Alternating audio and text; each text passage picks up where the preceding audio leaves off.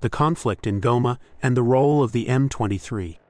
The city of Goma, located in the east of the Democratic Republic of the Congo, DRC, is once again at the epicenter of an armed conflict that has destabilized the region for decades.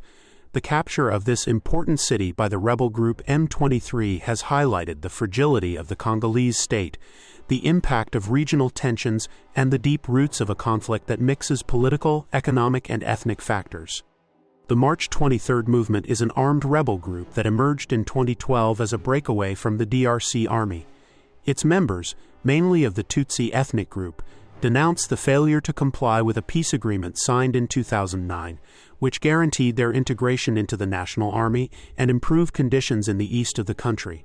Although the group was defeated in 2013, it re-emerged in 2021, fueled by unresolved tensions and external support, especially from Rwanda, according to reports from the UN and Western powers.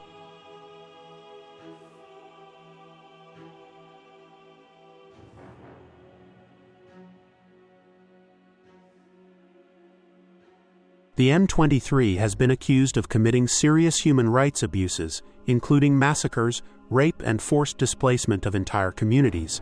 Its stated aim is the protection of the rights of the Tutsi population in the DRC, although critics say it also seeks to control the region's vast mineral resources, such as coltan and gold. In January this year, the M23 stepped up its offensive in North Kivu province, managing to capture Goma, a strategic city both for its geographical position and its economic role. This advance has resulted in the displacement of thousands of civilians, armed clashes, and a growing humanitarian crisis. The group demanded the surrender of Congolese government forces, many of whom have sought refuge in bases of the UN mission in the DRC, MONUSCO. The situation has sparked international alarm, with humanitarian personnel being evacuated and warnings of a possible regional conflict. Rwanda has been singled out as a key player in the resurgence of the M23. According to the UN and several countries, the Kigali government is said to have provided military and logistical support to the rebels, something that Rwanda categorically denies. These accusations have further strained relations between the DRC and Rwanda, two countries that have historically had conflicts related to the Rwandan genocide of 1994 and the subsequent wars in the Congo. Rwanda, for its part, justifies its presence in the region by arguing that armed Hutu groups such as the Democratic Forces for the Liberation of Rwanda, FDLR, which operate from eastern Congo and are partly made up of those responsible for the genocide, pose a threat. The M23 offensive is exacerbating a humanitarian crisis that has already displaced more than 6 million people in eastern DRC, according to the United Nations.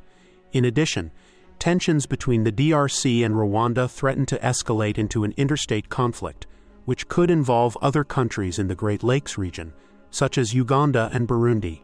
For its part, the international community, including the UN, the United States, and the European Union, has condemned the actions of the M23 and demanded that Rwanda cease its support for the rebels. However, diplomatic efforts to resolve the crisis have had limited success due to the complexity of local and regional dynamics. The conflict in Goma is an example of how local, ethnic, and geopolitical interests can converge in a protracted crisis.